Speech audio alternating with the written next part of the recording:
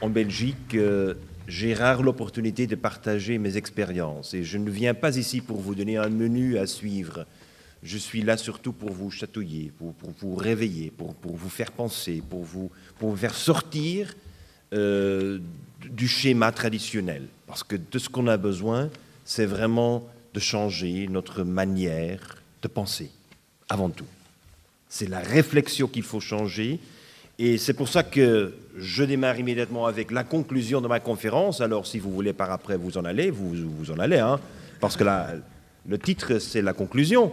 C'est-à-dire que nous avons l'opportunité de réindustrialiser l'Europe, la Wallonie inclus, tout en relançant nos secteurs primaires. Alors, c'est important, ce n'est pas seulement l'agriculture, parce que le secteur primaire, c'est l'agriculture, ce sont les forêts, c'est aussi les mines et c'est aussi l'opportunité de la pêche. Mais je reconnais que pour vous, la pêche, ce n'est pas aussi important. Mais je crois que quand même, il y a des cas extrêmement intéressants à soumettre dans lesquels nous travaillons. Alors, pour moi, c'est la réindustrialisation. Il faut créer des plus-values. Il faut relancer cette logique avec autre modèle d'affaires. Alors, non pas seulement l'objectif, le cadre doit être différent, ce n'est pas la troisième révolution industrielle où il faut tâcher de trouver une innovation, c'est vraiment utiliser ce que vous avez disponible. C'est le point de départ. Vous n'utilisez ce que vous avez disponible. Et j'y reviens. Nous souhaitons cette transformation de la société et j'ai fait ma petite contribution en Belgique, c'est l'usine, la fameuse usine d'Ecovert. Il y a 21 ans, je l'ai lancé. Alors, toutes les bagnoles d'Ecovert roulaient déjà avec du biodiesel. Il y a 21 ans. Il y a 21 ans, je n'avais pas d'égout. La raison pour laquelle la pelouse verte est sur le toit, c'est parce que je voulais faire un traitement d'eau de mon usine sur mes installations. Et le coût de terrain était trop élevé. Alors j'étais obligé d'installer mon système d'épuration sur le toit. C'était moins cher.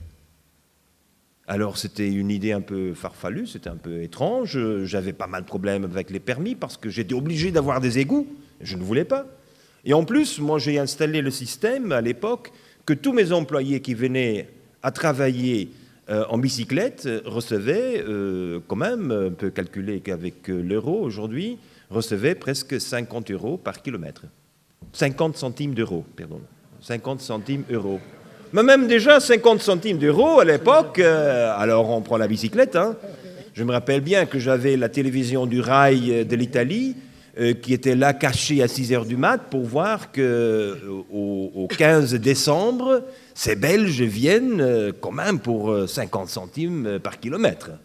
Et en effet, les gens venaient en voiture et le place parking qui était le plus prestigieux à côté de l'entrée était pour la voiture qui consommait le moins et c'était la voiture qui avait le plus de gens dans la voiture. Alors des petites bagnoles Twingo avec 5 personnes, ça, c'est le droit de parquer à côté de l'entrée. Moi, je venais seul, alors moi, j'étais derrière. Je crois que c'était très important. J'ai gagné quand même 3% de part de marché de Procter d'Unilever sans publicité. Je voulais changer le modèle d'affaires, sans pub. Je ne voulais pas faire le lavage cerveau des femmes, qu'il est possible de laver plus blanc que blanc. C'est la folie. Alors on continue à faire exactement cette même pub. Et pourquoi ? Et pourquoi ? Parce qu'il y a des marges bénéficiaires extraordinaires. J'ai investi la totalité du budget traditionnel en pub dans l'usine. Et sur 2 ans, c'est payé. Alors vous imaginez le gaspillage dans le système, si vous permettez ce type, et c'est le modèle d'affaires, c'est la manière de faire. C'est là où vont travailler les MBA quand ils ont leur petit diplôme. Moi, j'ai un MBA, hein, j'ai fait l'INSEAD, mais ce n'est pas le futur. Mon problème, c'est quand même qu'en 1993, je visitais l'Indonésie pour m'assurer de l'approvisionnement de l'huile de palme et j'ai subi un choc incroyable, parce que je me suis rendu compte que j'étais un gourou en Europe mais que j'étais en train de détruire l'habitat de l'orang-outan. Et comment pourrais-je combiner les deux? C'était impossible. Et moi, j'avais un accord de management avec mon co-investisseur, on était 50-50, et on avait une marge bénéficiaire de 55%. Ah oui, on ne fait pas de pub, alors on gagne de fric. Hein. Et quel est le problème? Qu'il disait non, non, non, je n'accepte pas que je n'ai qu'une marge bénéficiaire de 35%, je n'accepte pas. Il faut avoir le maximum des bénéfices. Alors là, oui, c'est bio, mais ce n'est pas durable. C'est pas durable. On ne peut pas avoir une usine durable en Europe tout en détruisant les forêts en Indonésie. On ne peut pas. C'est impossible. Alors là intervient l'éthique. Alors malheureusement, ce que n'apprennent jamais les MBA, c'est l'éthique. L'éthique, non, hein, tout se traduit en cash flow. Alors le cash flow n'a pas d'éthique. C'est positif ou c'est négatif. Alors moi j'ai dit, c'est pas possible. Le temps est arrivé de ne pas faire moins mal, il faut faire meilleur. Parce qu'il y a une logique éthique très claire. C'est que quand moi, je vole et je vole moins, je suis encore en train de voler. D'accord? Si je pollue et je pollue moins, je suis encore en train de polluer. Mais qu'est-ce qu'on a fait dans notre société? Les grandes entreprises qui polluent moins reçoivent des prix pour faire moins de dommages à l'environnement. Je ne comprends pas. Ce n'est pas une logique. Alors sur ça, nous sommes en train de créer une nouvelle logique. Non, on ne peut pas. Et cette expérience m'a amené à vraiment faire une réflexion très jésuite. J'ai passé 16 ans chez les jésuites, alors j'ai fait une réflexion jésuite et je me suis dit, cette économie de marché, c'est quoi? Alors là, on a le core business avec le core compétences, avec les coûts marginaux toujours moins élevés. On souhaite augmenter la productivité tout en éliminant les emplois. C'est l'économie d'échelle, on fait du outsourcing, le supply chain management, le just-in-time, le centre de distribution et le cash flow est notre roi. Alors, tout est traduit en cash flow. Et nous devons croître parce que, bon, voilà, c'est la globalisation, c'est la concurrence à une échelle internationale. Alors, on utilise l'effet levier pour prêter de l'argent, pour être compétitif, mais on accepte trop de dettes, mais on partage dans ce jeu de la globalisation. Alors, on le fait depuis 40 ans. Hein. Et quel est le résultat? 1. Les nations riches continuent à consommer trop. Nous gaspillons trop. Notre économie, une entreprise ou une région, une ville sociale écologique ne survit pas dans cette globalisation. Les communautés locales meurent et il y a chômage massif des jeunes. Ça, c'est le résultat de 40 ans de globalisation. Alors, quelle est la sortie? Faire plus? Faire mieux? Non, il faut changer. Il n'y a rien à faire, il faut changer. Il faut changer le jeu et reconnaître que la Wallonie, ou le Limbourg, ou l'île de Corse, ou l'île de Sardaigne, nous sommes des David. Dans ce grand jeu, Goliath, c'est la Chine. Goliath, c'est les États-Unis. Et nous sommes des David. Mais je ne sais pas si vous vous rappelez qui gagne. C'est David, hein? Et pourquoi est-ce qu'il gagne? Parce qu'il change les règles du jeu. Il faut changer les règles du jeu. On n'accepte plus les règles avec lesquelles on est en train de jouer aujourd'hui. Et moi, je ne l'accepte jamais. Je ne l'accepte jamais. Dans tous les projets, et j'ai 183 projets en cours dans le monde entier, je n'accepte jamais les règles du jeu. On est là pour changer les règles. C'est pour ça que je suis content que le vice-président du gouvernement wallon est là. Il faut changer les règles du jeu. On ne peut pas continuer à jouer comme on joue. Mais quel est l'objectif? L'objectif est de répondre aux besoins de base de tout le monde. C'est l'objectif. L'objectif n'est pas de s'enrichir. L'objectif est de répondre aux besoins de base. Et la nature nous inspire. Parce que dans la nature, rappelons-nous, il n'y a pas de chômage. Hein.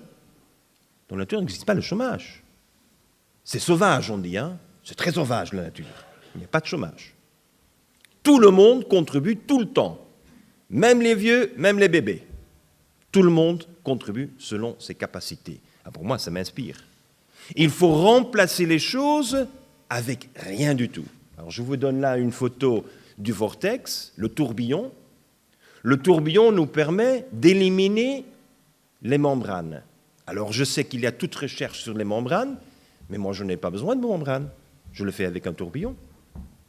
Vous savez qu'aujourd'hui, les installations que nous avons déjà nous permettent de faire le mélange de tous les ingrédients de la détergence, qui normalement c'est dans des gros vates de 10 000 litres. Il faut faire tourner tout pendant 1 heure et demie. On fait le mélange en 3 minutes avec un tourbillon. 3 minutes, j'en ai plus besoin. C'est-à-dire que moi, je peux monter l'usine d'Ecover que j'ai à Mal, je peux l'installer ici, à côté de nous. C'est-à-dire, on a maintenant les moyens de réindustrialiser centre-ville. On n'a jamais pensé. On a renvoyé les industries dehors. Oui, parce que les industries étaient polluantes. Les industries étaient contaminantes, consommaient trop d'énergie. Mais on utilise avec le tourbillon, nous n'utilisons que l'effet de la gravité. Et ça fonctionne tout le jour. Hein. Il n'y a jamais de problème avec la gravité. Alors, ce sont ce type de concepts, je présente une quarantaine de ces concepts, où nous sommes capables d'appliquer les lois de la physique au lieu d'utiliser la chimie. Et la productivité arrive chez nous par le biais de la biodiversité. La biodiversité n'est pas là pour protéger, la biodiversité est là pour être la base de notre productivité. Ce n'est pas l'exploitation de la mécanique et de l'automatisation pour avoir une plus haute productivité. Au contraire, et je vous donne des cas concrets, et accumuler du capital social, nous avons consommé notre capital social. Alors il n'y a aucune société qui a un futur si on consomme son capital social. Et on le fait. Il faut maintenir la nature sur sa voie de l'évolution. C'est très important. Alors, petite demande, petite question. C'est verre moitié vide ou moitié plein? Non, toujours plein, avec l'air et avec l'eau. Et ça, c'est exactement le changement de la perception dont j'ai besoin pour pouvoir relancer des industries. Parce qu'on ne voit pas ce qu'on a disponible. On n'y pense pas. Nous sommes si conditionnés avec les réponses qu'on trouve chez Wikipédia et chez Google. Alors tout ce qui n'est pas chez Wikipédia ni Google n'existe pas. Hein. Et alors où est la créativité? Où est l'esprit d'entrepreneur? L'esprit de prendre des risques? On n'a plus. Et c'est pour ça qu'il faut non pas seulement s'inspirer sur la nature, mais il faut aussi s'inspirer sur des gens qui ont fait des choses. Et moi, je suis un homme très fortuné parce que j'ai pu faire connaissance avec pas mal de personnes qui m'ont si inspiré parce qu'on est des gens qui font des choses. Pour moi, dans le monde politique, mon idole, mais vous ne le connaissez pas, sauf que si vous avez plus de 70 ans, c'est Bruno Kreisky. Qui connaît Bruno Kreisky? L'ancien chancelier de l'Autriche. L'homme qui a dit, quand il a pris son poste de chancelier de l'Autriche, il a dit tout pour créer de l'emploi. Aujourd'hui, sa politique intégrée dans toute la bureaucratie de l'Autriche a mené à une réalité très intéressante, que l'Autriche en Europe aujourd'hui est le pays avec le taux de chômage le moins élevé. Parce que c'est dans le cerveau de tout le monde, de tous les partenaires, c'est le chômage qu'il faut combattre. Parce que l'on n'a pas une société juste quand il y a 40-50% des jeunes sans emploi. C'est impossible de voir une justice. Et on consomme ce capital social entre-temps. Mais même aujourd'hui, je vous propose cette femme noire africaine. Vous la connaissez? Elle s'appelle Wendy Luhabe. Qui connaît Wendy Luhabe? Vous connaissez? Wendy Luhabe est une vendeuse de BMW.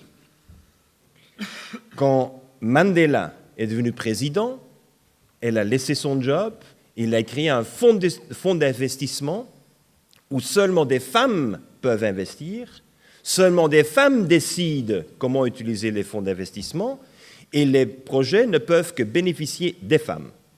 1,4 milliard d'euros, cotés en bourse. Alors ça, c'est changer les règles du jeu. Hein. Alors là, comment est-ce qu'il est possible qu'on ne connaît pas? Pourquoi nous connaissons que les Américains qui font tant de pub pour soi-même? Pourquoi est-ce qu'on ne connaît pas des femmes qui ont fait des choses vraiment différentes? Et je crois que c'est important de toujours s'inspirer sur des personnes qui font des choses et toujours avoir des équipes. Moi, je suis content d'avoir une équipe autour du monde qui est presque 900 personnes.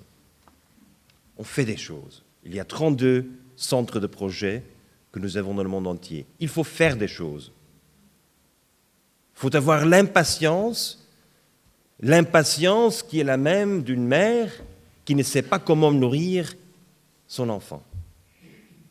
Impatience. Il faut que nous ayons la capacité de prendre des décisions sous un esprit d'impatience. Et quel est mon rôle?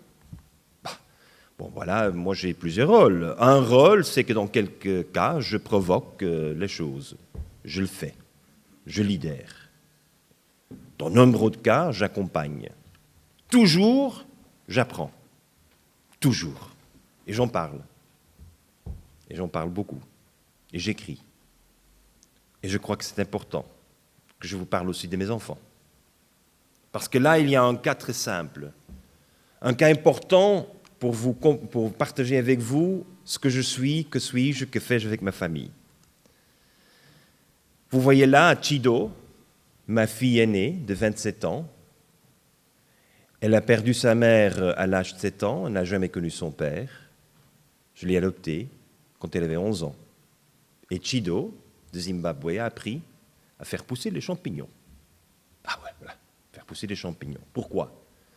Parce que nous avons fait une analyse très simple qu'au Zimbabwe, 95% des orphelins sont abusés. 95% sont abusés par leur famille. Et quand les filles ont une indépendance, une sécurité de nourriture, elles n'acceptent plus l'abus. C'est pour ça que nous avons dit, c'est le champignon, c'est les fungi, c'est ce que nous avons besoin. Mais alors, je vous raconte la petite histoire que ma fille, Chido, sort avec son petit frère, Philippe Emmanuel, sortent dans le Fynbosch, dans le sud de l'Afrique, et rencontrent un champignon sauvage.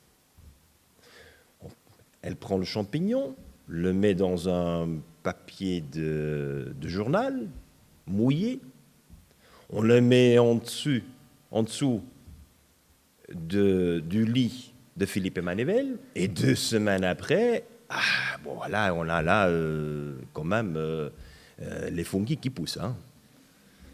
Alors maman n'est pas contente, mais quand même c'est un expériment scientifique qu'on explique aux mamans.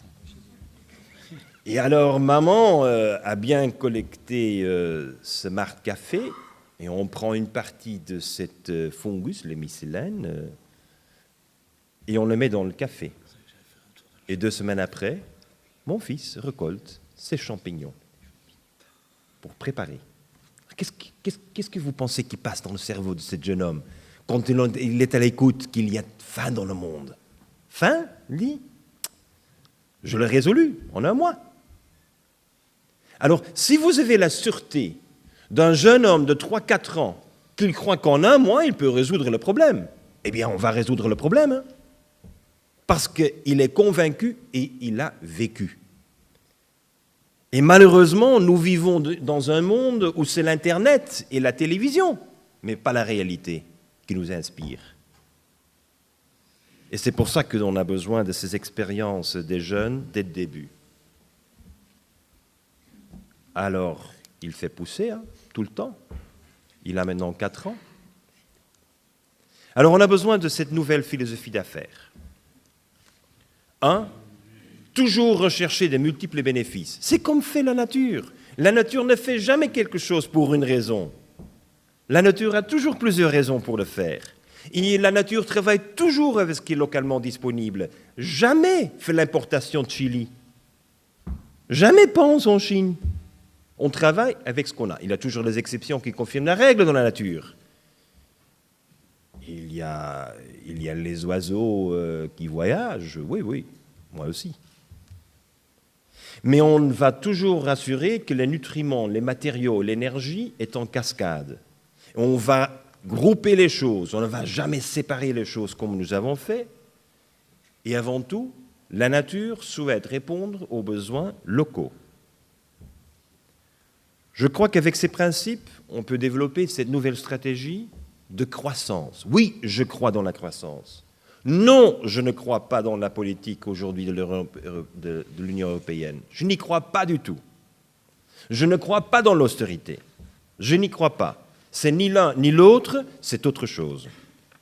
C'est la réindustrialisation, et je vous donnerai les cas. C'est la création claire et nette entre le primaire et le secondaire, avec un but de créer des plus-values. L'obsession aujourd'hui de toujours produire moins cher est notre erreur. Il faut faire plus avec ce qu'on a disponible. Et pour ça, il faut regrouper des innovations et qu'on ait créé des emplois. C'est le résultat et ce n'est pas l'objectif. J'ai résumé ces idées dans un rapport au Club de Rome et je suis très fier de pouvoir vous dire que le livre est maintenant traduit en 38 langues avec plus d'1 million de copies distribuées. C'est un succès. Inattendu parce que je n'ai pas une campagne publicitaire derrière. Mais c'est traduit en farsi. Les moullas en Iran sont en train de le lire. La reine du Bhoutan le lit aussi au Bhoutan. Mais Madame Dilma Rousseff, la présidente du Brésil, le lit aussi. C'est-à-dire que nous sommes aujourd'hui en train de réveiller une conscience que d'autres manières est possible pour mobiliser les innovations. Et je crois en 10 ans, on peut générer 100 millions d'emplois. Je suis en train de faire le travail depuis 3 ans. Et je suis content de vous dire que nous avons une moyenne de presque 1 million d'emplois par an. On est loin de 100 millions, mais 3 millions, c'est pas mal. C'est pas mal, mais on n'est pas là. Mais on a démarré. On a démarré pour changer la perception de l'économie verte. L'économie verte où tout est trop cher, c'est-à-dire c'est pour les riches. C'est pour les riches qui ont gagné d'argent avec quoi? Avec le cash flow? Ça ne peut pas. Tout est subsidié. Je propose une économie bleue, mais si vous n'aimez pas la couleur bleue, parce que c'est associé avec une partie politique que vous n'aimez pas, alors changez la couleur, hein.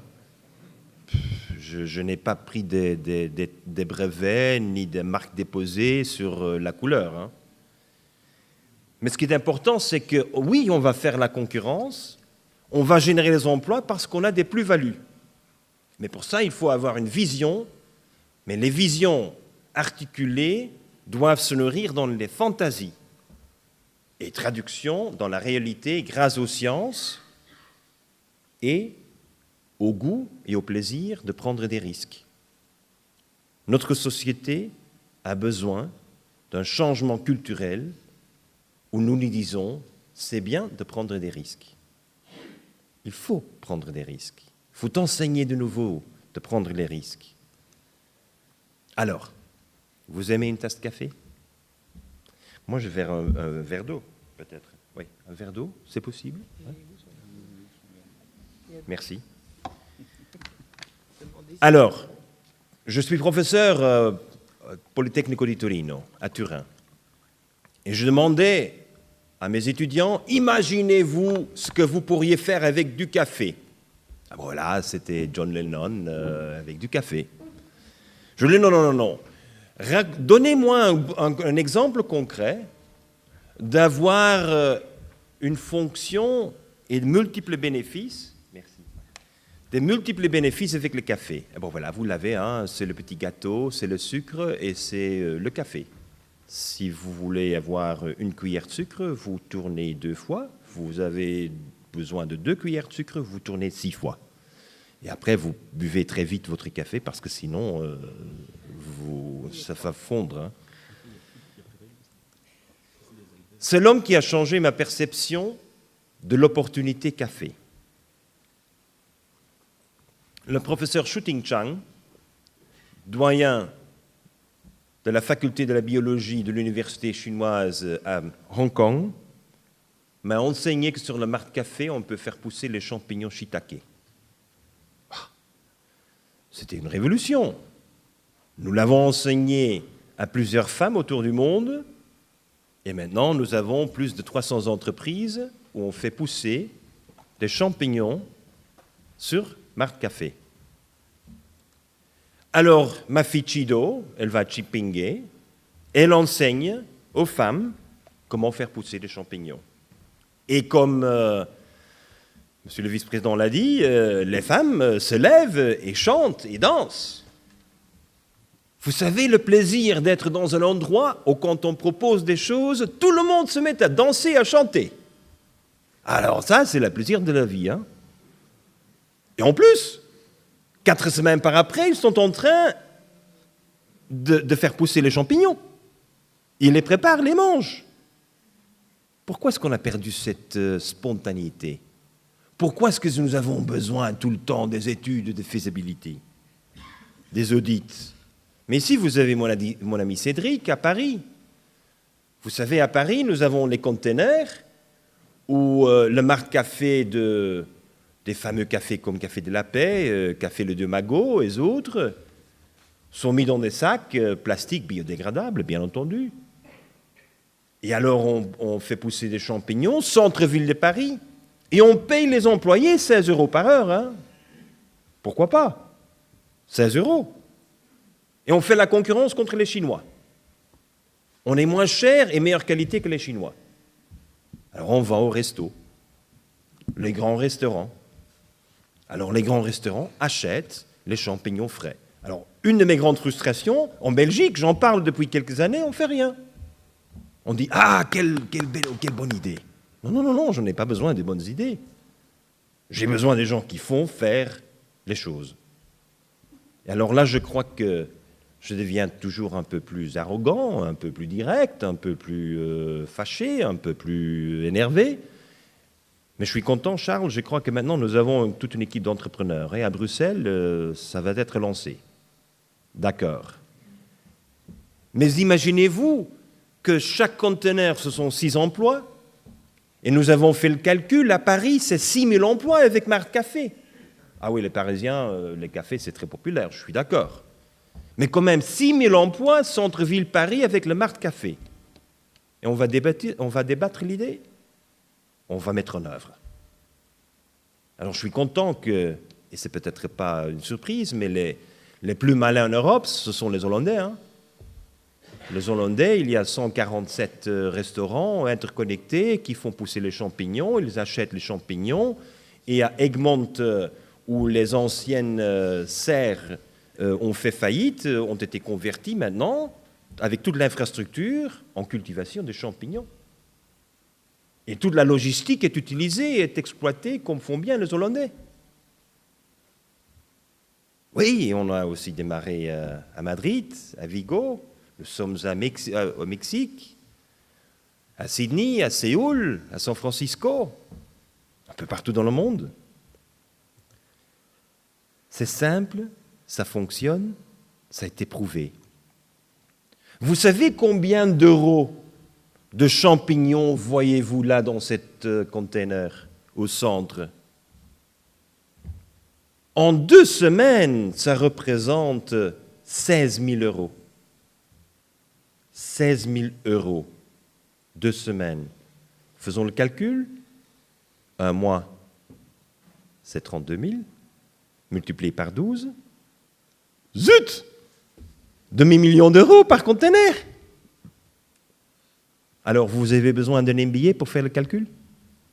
On peut le faire ensemble. Je crois que c'est ce que nous avons besoin, de voir les choses. Chido, elle enseigne des gens un peu partout dans le monde, mais le potentiel est énorme. Parce que ce que vous buvez n'est que 0,2% de la biomasse.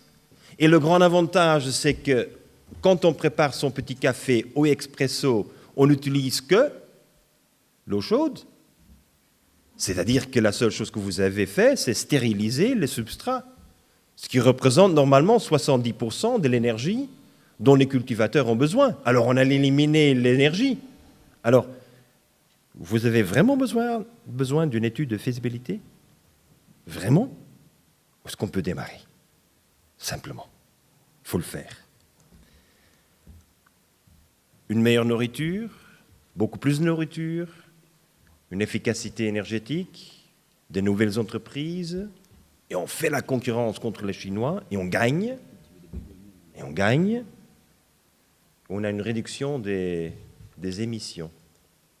Alors maintenant, vient le deuxième volet, la biochimie du café. Je ne sais pas si vous l'avez appliqué, mais ma grand-mère savait déjà, quand il y avait une odeur un peu étrange dans le réfrigérateur, ben voilà, on y mettait du café. Hein. Et alors, 2 jours après, ben voilà, c'est frais. Cette odeur de café a bien caché ou bien absorbé. Eh bien, maintenant, nous avons la première usine montée à Taïwan, où on utilise les déchets, le marc café, parce qu'on a tant de marc café. Hein. Vous savez que le café est le deuxième produit échangé dans le monde entier, après le pétrole. Après le pétrole, c'est énorme. Ce sont des millions de tonnes. Seul Nestlé a 3 millions de tonnes de déchets de marc café par an. Seul Nestlé.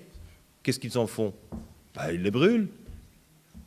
Brûler, c'est la stupidité de l'être humain. Hein.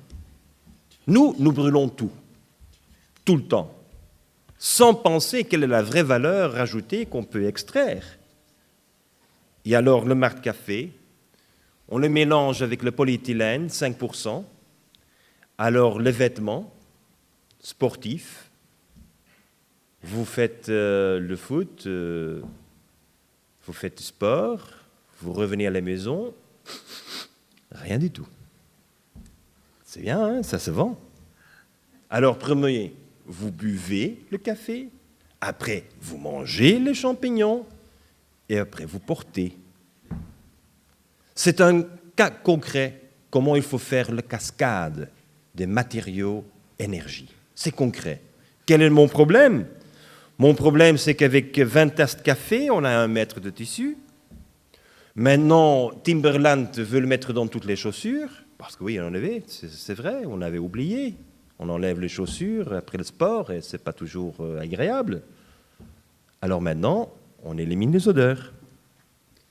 100 entreprises souhaitent acheter le produit grâce au café. Polyéthylène plus café. Mais quel est le prix de polyéthylène? 1 500 € par tonne. Quel est le prix du marc café? Ben, on vous paye de recevoir.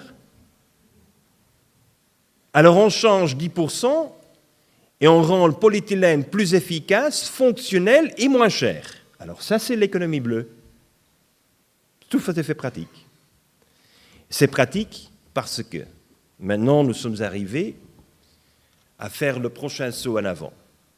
Avec le café, nous sommes déjà capables de faire l'extraction des composants de café avec plusieurs fonctionnalités. La première usine ne peut pas suivre la demande. La deuxième usine, la troisième usine est en construction. Avec quoi? Avec le marc café qu'on brûle. Oui, Nestlé. Oui, j'étais invité par le conseil d'administration de Nestlé pour en parler. Ils ont dit non, nous sommes arrivés à la conclusion que la meilleure chose pour nous, c'est de brûler. Vous savez, professeur Poli, vos idées sont excellentes.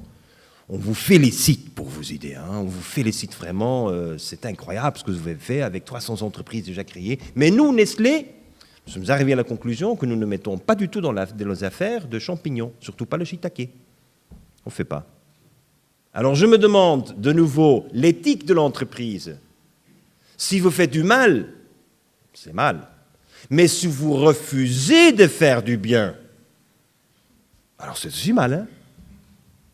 Alors je crois que nous allons changer notre perception des entreprises qui refusent de faire du bien quand ils ont toute la possibilité.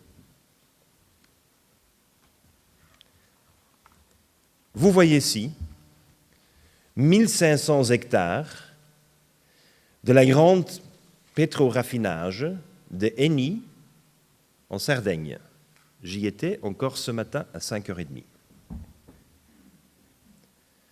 Bien entendu, Eni achetait le pétrole de Nafta de Kadhafi à un prix d'ami. Mais l'ami n'est plus là, alors le prix n'est plus le prix d'ami. Alors le raffinage faisait une perte de 80 millions d'euros par an, seulement en devant payer un prix normal. Alors quelle est la conclusion? Il faut fermer l'usine, on fait des pertes. Et heureusement, l'entreprise Novamont, une entreprise italienne, une entreprise avec plus de 1000 brevets dans la biochimie, surtout bioplastique, faisait l'analyse et arrivait à la conclusion qu'on pourrait changer raffinage pétrole en bioraffinage. Révolution, mais quel est le feedstock? Quel est le matériel de base? Eh bien, c'est le chardon. Pas le charbon, c'est chardon. Et le chardon, c'est quand même incroyable, parce que le chardon a envahi les 70 000 hectares de terrain qui ont été laissés libres parce que le futur, c'était le tourisme. Le futur, ce n'était pas du tout l'agriculture. Nous avons cette idée folle que la modernisation passe par l'agriculture, l'industrie et les services. Et qui a inventé cette idée? Il faut changer, hein? Il faut changer. Si vous n'avez pas les matières premières de base, mais vous n'avez pas de futur dans votre industrie, ni dans les services. Et c'est la raison pour laquelle nous avons relancé le chardon comme matériel de base, parce que dans tout le bassin méditerranéen, le chardon est naturel et est considéré comme invasif. C'est bien, hein? Si c'est invasif, il ne faut pas faire d'efforts pour le faire pousser. Alors on n'a pas besoin d'engrais, on n'a pas besoin d'irrigation, on n'a pas besoin de tillage, on n'a pas besoin de rien du tout, hein? C'est seulement la récolte. Une fois implanté, durant 8 ans, on a la récolte. Alors j'aime bien cette productivité de la nature, hein?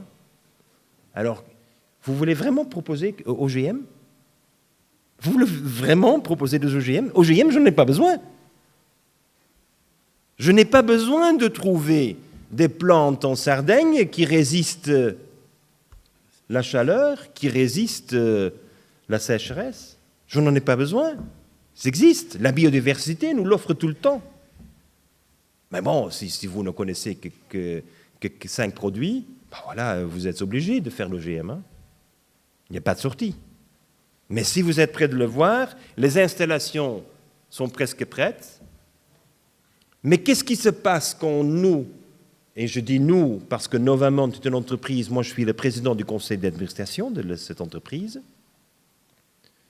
qu'est-ce qui se passe quand nous payons aux paysans entre 800 et 1000 euros par hectare? Nous parlons de 70 000 hectares. C'est entre 50 et 60 millions d'euros qui est injecté dans l'économie locale. Pour faire quoi? Pour ne pas tuer les chardons. Pas plus que ça.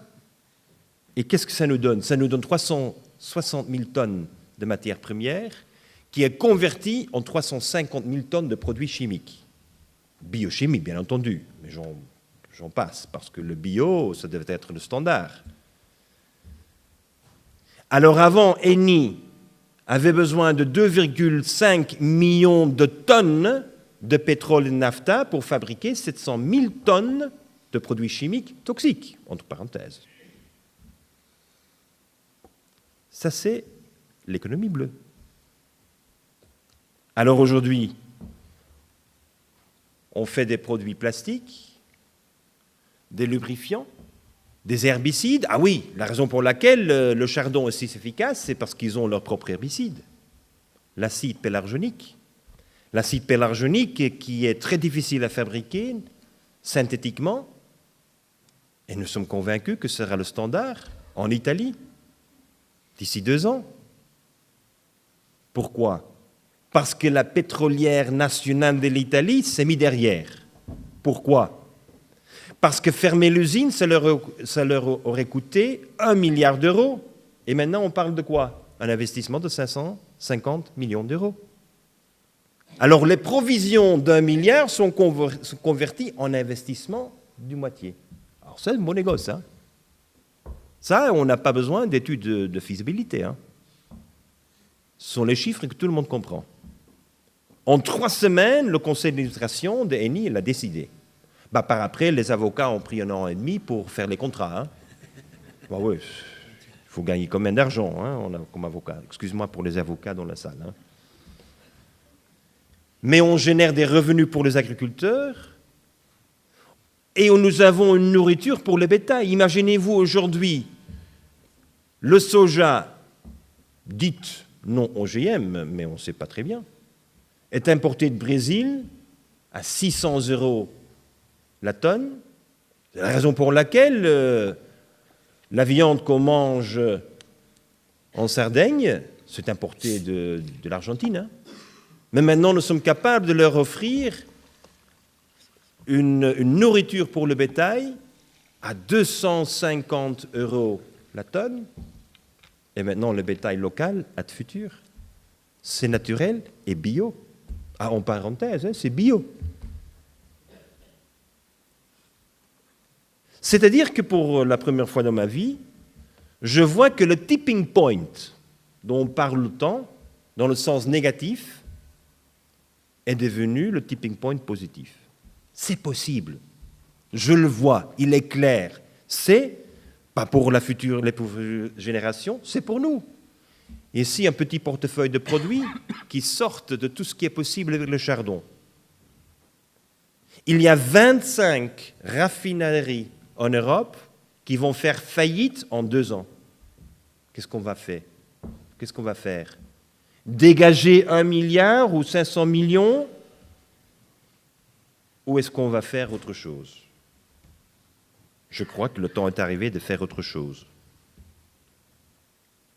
Parlons de l'énergie. Il y a 2 petits tuyaux d'eau dans le photovoltaïque et on aura l'eau à une température de 5-6 degrés.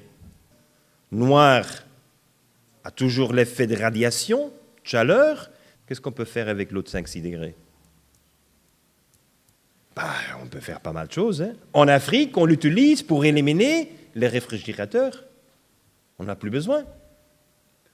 Parce que moi, j'organise dans la maison un petit trou de 2 mètres cubes, et alors on fait circuler l'eau froide autour de ce petit endroit, et on a la température 5-6 degrés toute la journée. Je n'en ai pas besoin des réfrigérateurs. On élimine. On peut substituer quelque chose avec rien du tout. C'est le but. Mais quel est l'avantage quand on l'applique? L'avantage, c'est qu'aujourd'hui, avec 1/3 des matériaux, on a 5 fois plus d'énergie. C'est pas mal, hein? Parce qu'on ne génère pas seulement l'électricité, c'est comme avec nos voitures. Si votre voiture est en panne, c'est parce que la voiture n'a plus d'eau. Alors le moteur se réchauffe et s'arrête. Alors la même chose passe avec le photovoltaïque. C'est pour ça que les ingénieurs en Suède ont inventé le système de mettre des petits tuyaux. Et ça fonctionne. C'est-à-dire qu'avec 1 mètre carré, on fait 825 kWh au lieu de 125. Et ça fonctionne en Suède. Vous me permettez que je vous soumets une petite réflexion? Si ça fonctionne en Suède, je crois que ça fonctionne un peu partout dans le monde. Hein. On a alors chaleur, le froid, l'énergie. Ça devient la toiture. Nous avons l'isolation grâce à cet espace de 22 cm d'air et on est en train de purifier l'eau. Et en plus, la base est faite en plastique recyclé. On produit l'électricité à 3 centimes kWh. Excusez-moi, si vous voulez, vous pouvez monter votre usine parce que je peux vous offrir la licence de la fabrication locale. 10 MW. C'est fait. Si vous voulez. c'est moins cher que le nucléaire. Alors, je ne suis pas contre le nucléaire, je suis contre payer trop. Je suis en faveur d'avoir des solutions pratiques. Et je vais vite vous donner un cas de la mine, parce que quand même, vous êtes un endroit minier, non? Vous avez une petite histoire avec le charbon, etc. Alors, je vous donne un cas concret. Vous voyez la mine d'or qui fut créée il y a 125 ans en Afrique du Sud. Alors, vous vous imaginez quel type de poubelle. On a tout ce qu'on ne veut pas avoir. Et moi, je débarque, je dis, quel futur vous avez? Je pense que je suis un fou, parce que personne n'est arrivé pour dire que les mines du passé ont du futur. Vous voyez un peu de... Il y a 800 000 tonnes de déchets accumulés, 800 millions de tonnes. 800 millions de tonnes. Alors, on ne sait pas quoi faire. On a fait des montagnes, on fait autre montagne, et on a continué à faire des montagnes un peu partout. Mais le problème, c'est qu'il n'y a pas d'eau. Parce que quand vous avez des anciennes mines, vous avez une mauvaise contamination d'eau. Il faut pomper. Pour l'éternité, vous êtes obligé de pomper. Comme vous le faites. Comme les Limbourgeois le font. On pompe. Ah oui, parce que si on ne pompe pas... Alors, dans ce cas-là, nous avons lancé 20 000 hectares de bambou. Je ne suggère pas que c'est pour vous. Mais je vous suggère qu'il y a d'autres espèces et d'autres possibilités. Il faut le trouver. Mais je sais quoi faire avec le bambou. Nous faisons l'immeuble social. Vous imaginez l'immeuble de Guayaquil pour 950 € la maison. Les gens arrivent le matin avec 50 €, le lendemain, ils ont une maison établie, préfabriquée. Ah oui, la pauvreté, les pauvres n'ont pas de patience, ils ont réseau. Mais le plus important, c'est que quand vous faites la construction avec le bambou, vous n'utilisez que 6 mètres et vous avez encore 16 mètres. Avec ça, eh bien, on fait le papier. On fait le papier de bambou. C'est-à-dire que demain, on a l'eau grâce au bambou, on a le papier, la maison, le bambou génère une couche végétale et on est en train de séquestrer le CO2. Grâce à quoi? À une mine d'or, une ancienne mine d'or, où nous avons maintenant la possibilité de s'aimer quand même 25 000 hectares de bambou. Mais le problème sont les pierres. Il y a pas mal de pierres. Eh bien voilà, et quelques photos des pierres. Ce sont des photos d'hélicoptères. Mais ce sont des pierres qui ont été écrasées. Qu'est-ce qu'on fait avec ces 800 millions de tonnes? On en fait du papier. Maintenant, nous avons lancé déjà 4 usines qui fabriquent papier. Oui, papier. Papier fait des pierres, des mines, pulvérisées, 80% pierre, 20% PET, les bouteilles PET qu'on ne souhaite pas utiliser, mais que tout le monde utilise. On n'utilise pas de fibres, on n'utilise pas d'eau, et c'est 100% recyclable pour toujours. Finalement, nous allons libérer les forêts qui aujourd'hui sont pleines d'OGM afin d'avoir papier. Je ne veux plus. J'en ai ras-le-bol. Il faut avoir des solutions planétaires. Et alors le papier, c'est papier-pierre, magazine papier-pierre. On peut même l'utiliser quand il pleut. Ça fonctionne. Et cette chaussure? Ah bien, cette chaussure, c'est 60% pierre, 40% polyéthylène. Polyéthylène, bien entendu, bio. Vous savez combien de millions de tonnes dont nous avons besoin pour remplacer toutes les chaussures que nous utilisons aujourd'hui? Vous savez l'opportunité que ça représente? Et vous avez peut-être quelques pierres en excédent chez vous? J'en parle pas des autres cas. C'est assez. Mais je peux vous amuser avec 178 cas supplémentaires. C'est l'économie bleue. C'est vrai, c'est réel, ça existe. Et je suis capable de négocier avec avec n'importe quel chef d'entreprise sur le cash flow, parce que nous avons meilleur cash flow. Non, nous avons multiples cash flow. Et quand on a multiples cash flow, le pauvre qui a fait son discounted cash flow analysis est perdu.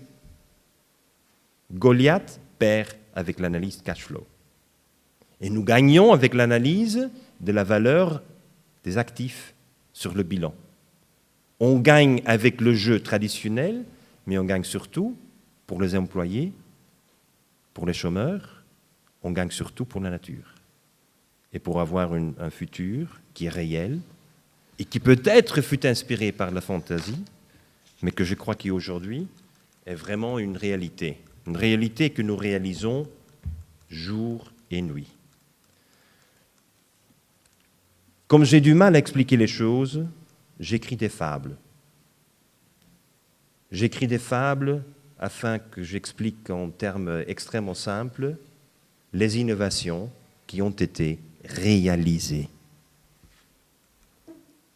Je propose de faire 365 fables. J'en ai déjà écrit 104. Il me reste encore un peu de boulot. Et chaque fable est accompagnée avec des chansons, avec des vêtements, avec des jouets, avec la danse. Je reste fidèle au principe de base de la vie. Parce que si on ne reste pas fidèle au principe de base de la vie, on ne fait que l'économie. Mon but est d'atteindre 500 millions d'enfants tous les jours. Oui, c'est la fantaisie. Mais de l'autre côté, c'est ce que fait Nestlé tous les jours. Alors si Nestlé est capable de le faire, bon, moi, belge, anversois, arrogant, je dis je peux aussi. Hein. Mais moi j'ai un petit avantage. Le Parti communiste de la Chine a déjà approuvé tous mes fables pour libre circulation et distribution gratuite en Chine. Alors, ça veut dire que j'ai déjà 340 millions d'enfants qui sont en train de lire. Alors, j'ai un petit avance et je vous avoue que je suis assez content parce que Nestlé n'a pas ce privilège. En conclusion, utilisons ce que nous avons. Réindustrialisons. Innovons et faisons la concurrence avec les Chinois, les Américains, avec tout le monde, pour créer un monde meilleur. Mandela m'a beaucoup inspiré. Il disait « It always seems impossible until it's done ». Et je crois que c'est ça dont nous avons besoin aujourd'hui. Think it's impossible, but do it. Merci.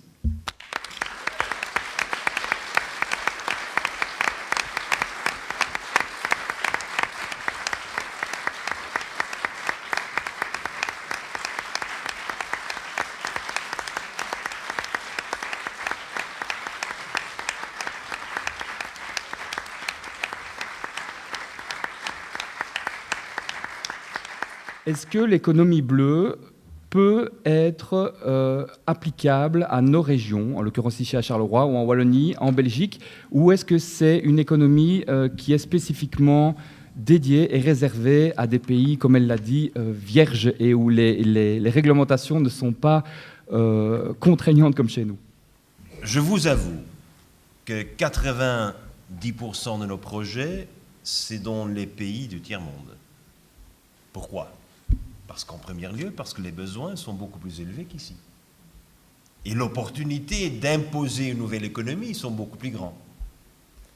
Mais de l'autre côté, je vous avoue que les projets les plus gros en financement, aujourd'hui, sont tous en Europe. C'est-à-dire que le projet de Sardaigne est quand même de 550 millions d'euros. C'est pas rien du tout. Et c'est financé, 100%. Le projet à l'île del Hierro, que je n'ai pas pu présenter, mais vous pouvez vous renseigner, est un projet de 85 millions d'euros, financé, réalisé. C'est-à-dire qu'il y a des opportunités. Et peut-être l'opportunité, c'est parce que la crise commence à être dure, beaucoup plus dure. Et c'est plus seulement financier. La crise n'est pas financière. La crise, c'est notre modèle de consommation, notre modèle de production qui est remis en cause. Alors là, la question était aussi sur le Limbourg et sur Fort Genk. Alors je vous donne un cas concret après une réflexion avec le gouverneur Hermann Reinders de Limbourg et une réflexion qu'on a fait avec tous les partenaires sociaux de Limbourg, et je vous avoue un peu la frustration qu'on fait avant tout l'analyse, et par après on tâche de trouver quelques discussions sur les hypothèses de l'analyse. Et quand on a débattu les hypothèses, on a débattu les analyses, on a le partage politique pour ne jamais arriver avec un consensus. Alors moi je suis arrivé et j'ai dit mais voilà, regardons Fort Genk. Si c'est vrai que votre gouverneur et votre députation souhaitent une meilleure économie énergétique, vous êtes obligé de repenser votre consommation énergétique. Alors, par exemple, vous avez besoin de passer du 220 volts courant alterne à peut-être le courant direct sur 12 volts. Parce que si nous installons LED partout, si nous utilisons des systèmes super efficients sans chaque fois être obligés de faire l'inversion et la conversion du 12 à 220 et de 220 à 12, peut-être il est mieux de travailler immédiatement sur des micro-cellules d'exploitation énergétique sur 12 volts, courant direct. Bien entendu, Electrabel me dit que je suis un fou, que je ne connais rien de l'électricité. Ils ont raison. C'est pour ça que je peux être créatif. Ça me permet d'être libre. Pourquoi j'ai fait cette réflexion d'analyse sur l'efficacité de 12 volts courant direct? Parce que vous pouvez épargner immédiatement presque 92% d'énergie en passant de 220 que vous invertiriez et vous passez directement aux 12 volts courant direct. Alors, quelle est une des grandes caractéristiques d'une bagnole traditionnelle? C'est qu'elle fonctionne avec 12 volts courant direct. C'est-à-dire que 18% des fournisseurs de Fort Genk sont des experts du courant 12 volts direct. Alors, pourquoi vous ne faites pas la transformation des fournisseurs pour l'automobile, des fournisseurs à des maisons bon marché, d'une efficacité extrêmement élevée? Bien entendu, ça requiert un peu une adaptation à la réflexion. Bien entendu, le réseau belge d'aujourd'hui n'est pas établi pour le faire, mais nous avons trouvé le maire de Hout-Halen, qui a un projet financé pour 150 maisons de raison sociale. Et quand il a vu les chiffres de l'épargne d'électricité, d'énergie avec un petit réseau de 12 volts courant direct, il a dit « je suis partie prenante ». Immédiatement, les institutions traditionnelles, avec leur ancrage technologique institutionnel, ne veulent rien savoir de ça. Mais alors, quel est le problème pour le gouvernement de Limbourg? La proposition du professeur Pauly donne une opportunité à 18% des fournisseurs. Alors, est-ce qu'on va dire non à qui? Non à Suez, Electrabel, ou non aux fournisseurs? Parce que là, il faut faire un choix. Précisément, Monsieur Pauly, est-ce que vous avez l'impression, quand on entend que vous avez été pas très bien reçu chez Nestlé, que vous aurez 7 minutes pour présenter votre projet et votre philosophie à l'Europe? Vous avez l'impression qu'ici en Europe, on n'est pas prêt à entendre ou on ne veut pas entendre votre philosophie? Je crois qu'aujourd'hui, je peux les confronter avec des réalités des projets qui sont en train d'être réalisés. C'est incontournable maintenant. Je peux être beaucoup plus arrogant, beaucoup plus direct. Parce que c'est incontournable. Allons-y tous, passons 2 jours à Sardaigne. Une journée de travail, une journée de plaisir, et de danse et de chant. Mais passons quand même pour voir ce qui est possible sur le terrain. Et n'écoutons pas, excusez-moi, les écolos, écoutons le PDG de Eni, la pétrolière italienne. Écoutons pourquoi la décision fut prise. Pourquoi? Et alors je crois que maintenant, on est beaucoup plus fort, et c'est pour ça que maintenant j'ai accepté de faire l'intervention le 17 juin. Je ne l'aurais pas fait il y a 2 ans, parce que c'est inutile. Comme je dis toujours, j'ai 100 photos avec des des présidents, des rois et des premiers ministres. Et la seule chose que je me rappelle, c'est la photo. Pour le reste, rien n'est passé. Pourquoi faire des photos? Voilà, Jean-Luc Rochet. Vous savez aussi bien que moi qu'on est dans un système économique à grande concurrence. On voit des sociétés aujourd'hui qui sont capables d'envoyer des satellites sur Mars, enfin qui ont des plans pour aller sur Mars. Moi, je me faisais une réflexion, et c'est vraiment une question, je veux dire, je vous donne une idée, à vous de voir ce que vous en pensez. Imaginez, je pense à Duferco, imaginez que l'État aujourd'hui rachète Duferco et décide de donner 75% de ses actions à une fondation, et à voir Peugeot, et évidemment à concurrence équivalente, et disent à Peugeot, écoutez, achetez les tôles chez nous, parce qu'on fait des beaux projets humanitaires avec les plus-values de notre activité économique. Et je pense que si on arrive à, je veux dire, avant la Blue Economy, d'installer dans notre système économique une concurrence à objectif humanitaire, et qu'avec cet argent concurrentiel, on construise des industries de la Blue Economy, là on a peut-être mis dans notre outil technique aujourd'hui quelque chose de nouveau, c'est-à-dire un outil de redistribution. Voilà, je voulais juste vous lancer cette piste de faire la concurrence vraiment à ceux qui n'ont pas compris. Monsieur Poli. Je vous donne 2 pistes supplémentaires. Une réflexion simple, et nous le faisons régulièrement. Quand il y a des entreprises en crise, et en général c'est la banque qui est au courant, et l'expert à la banque qui prépare le rapport pour le comité de crédit, lundi matin, où ils vont déclarer faillite, où ils vont rassurer le survie. Ce que nous faisons avec l'économie bleue, avec une petite équipe, c'est de faire une réflexion. Si cette entreprise tombera en faillite d'ici une semaine, quel serait aujourd'hui le modèle de l'économie bleue qui générera plusieurs multiples cash flows? On parle un langage que le banquier adore.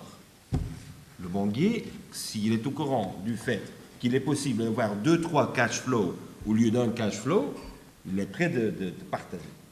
On le fait avec Banco do Brasil, au Brésil, on le fait avec le Hong Kong Shanghai Bank, on le fait. Et on regarde avec le comité de crédit de la banque comment pourrions-nous ressusciter des entreprises en changeant le modèle d'affaires, mais tout en utilisant ce qui est disponible. Première chose. Deuxième voie.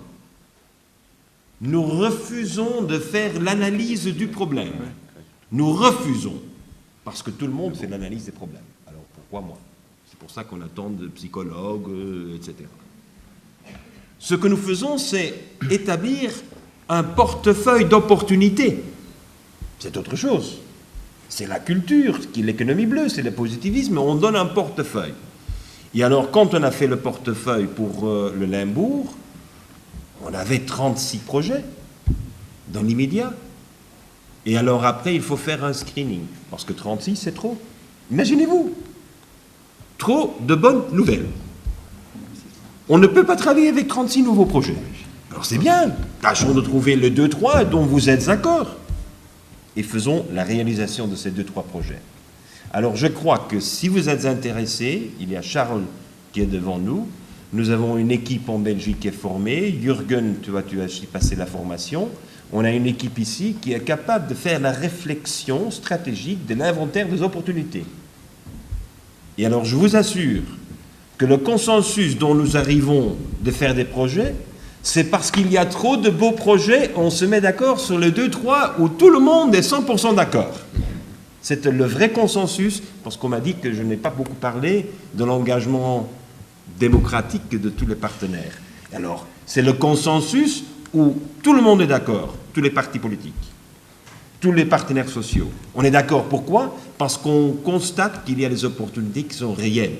Et s'il y a quelqu'un qui a un doute, on va visiter là où on l'a fait. Mais ça, je laisse à vous, c'est pas avec moi, c'est avec Charles, avec Jürgen, avec des autres que vous le faites. Mais je crois que comme ça, on pourrait faire quelque chose de tout concret. Et une fois qu'il y a le consensus sur les 2-3 projets, je vous assure, toute notre énergie, c'est la réalisation, avec impatience. Une dernière question en guise de conclusion. Vous connaissez le tissu wallon, vous avez entendu parler, vous connaissez le tissu Carolo. Une question simple, avec une réponse peut-être relativement courte. Est-ce que l'économie bleue est strictement applicable à la Wallonie et à Charleroi? Si vous avez des rêves, oui. Vous avez arrêté de rêver? Non.